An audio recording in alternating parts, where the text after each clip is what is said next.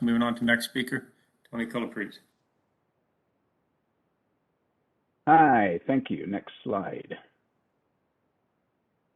Once you switch it, verifies com. So there's a couple quick slides on what is necessary to characterize water distributions at relatively small scales that I often refer to as the human scales, meters and decameters, not 100 meters or kilometers.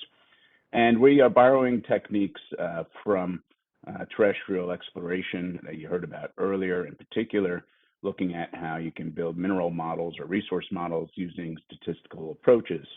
What I'm going to show here is some Monte Carlo simulations where we built a pseudo reality of what the moon could be and drove a neutron spectrometer across it to build up statistics on what we could and could not do. So next slide.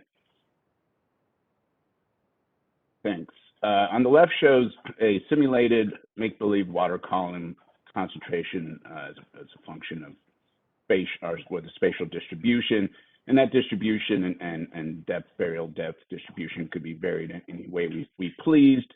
And then we drove a imaginary rover over it with a neutron spectrometer.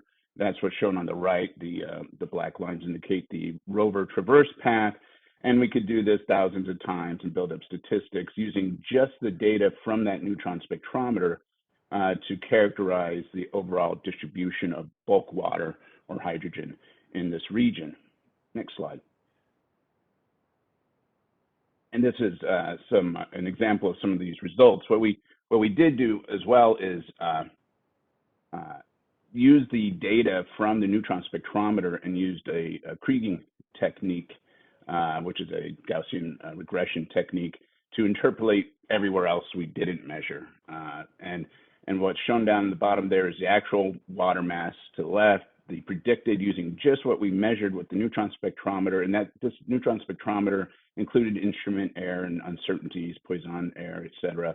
And on the right, you see the difference. It's what you would expect. Where you had higher concentration of sampling, you do better in terms of overall prediction. But you can see there, you can actually do quite well. Those errors aren't atrocious, even away from where you were sampling. Next slide.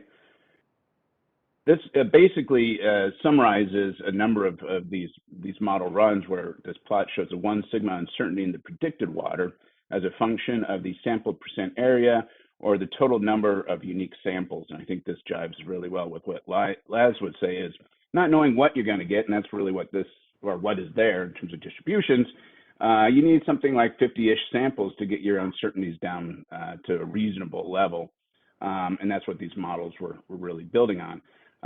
So to the right is a summary of what I took as the requirements to actually measure the number of samples needed to measure this water distribution. And basically, this is the requirements that Viper then adopted. Next slide is my summary slide.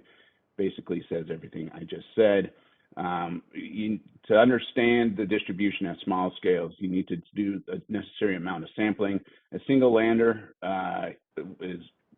will give you all kinds of uncertainty. You need to have mobility. You need to sample across a significant region until we know better, and then you can really dial it in. Thank you. Thank you.